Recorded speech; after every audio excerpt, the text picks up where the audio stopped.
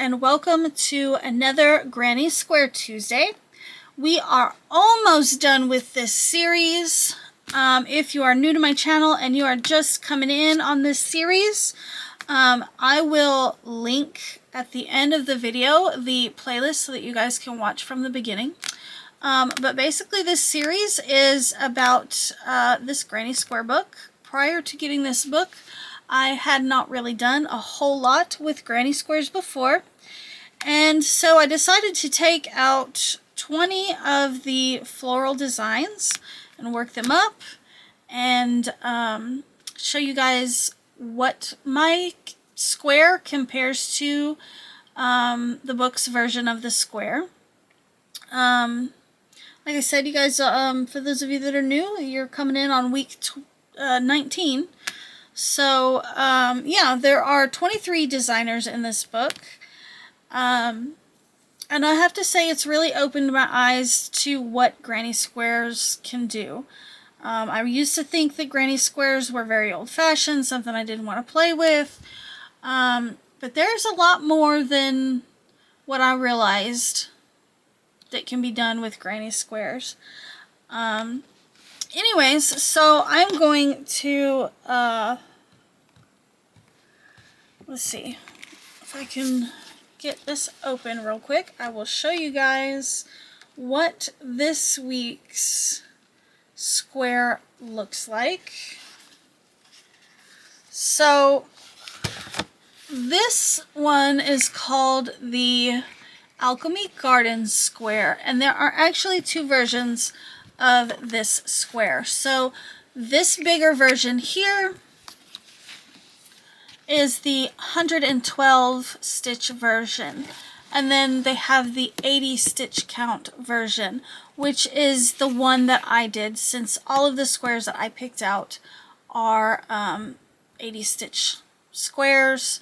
I wanted the squares to sew together stitch for stitch.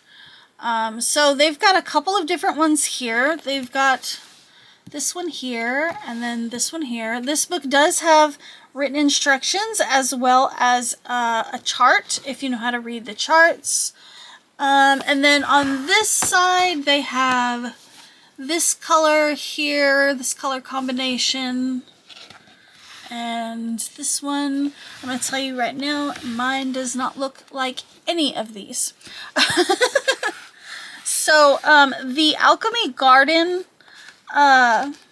square, this, by the way, this is page 164. I mentioned this square a couple of weeks ago when I did the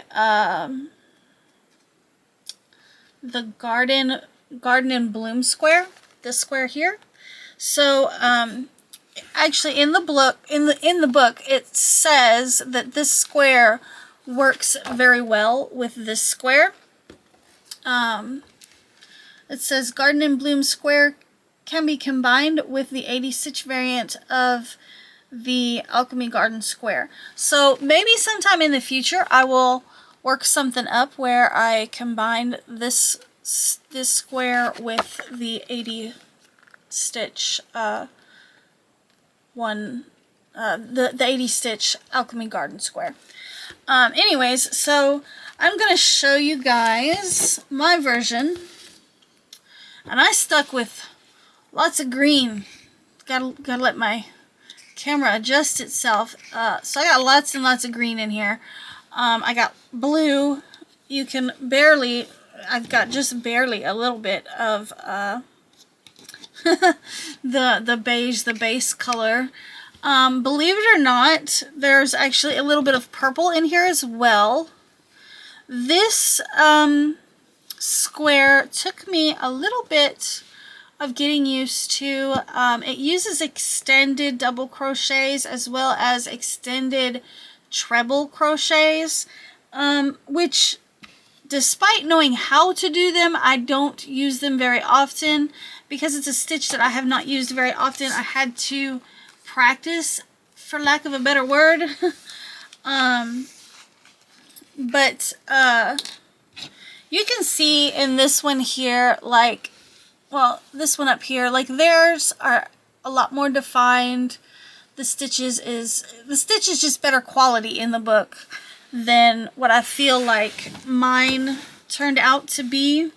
But I did use different colors, but the colors were definitely based off of the picture in the book. Also, I haven't had a square that was predominantly green. And this really reminded me of a 4-leaf clover. This is actually a teal color, and then we have this purple amethyst color. I don't know how well it's going to show up on the screen, but that is actually Red Heart Super Saver in the colorway Amethyst, if you guys are familiar with that yarn. And this one is Red Heart Super Saver Real Teal. But that's why this one has so much green in it, is because it really reminded me of a 4-leaf clover.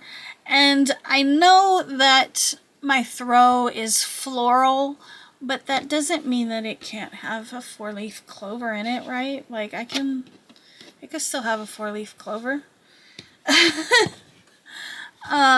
So this one is definitely going to need to be blocked. I did one of the sides I fudged a little bit because my stitch count was off, I think, in these green rows here for some reason. So I went ahead and I fudged it. Like right here you can see my extended treble goes off and veers this way. That is because I had to have 4 single crochet in between there, and I just couldn't get this dude to like lay without looking like his leg was broken, I guess, for lack of a better description. So, and you can see on this one is the same way, because you had to make this extended treble, and then you have to go behind that to make a single, and you have to have 4 singles. So the first of those 4 singles are way back here, and so it kind of made it veer off to the side, and they're all like that.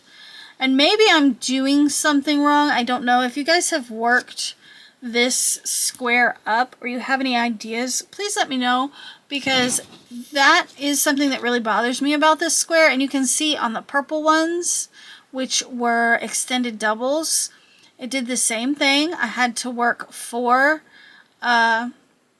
single crochets behind the extended stitch, but to do that I had to go way behind it, and it always made this one leg here veer off like at a weird angle. Like, it's nice and V-shaped here, and then it's just like whoop, broken leg.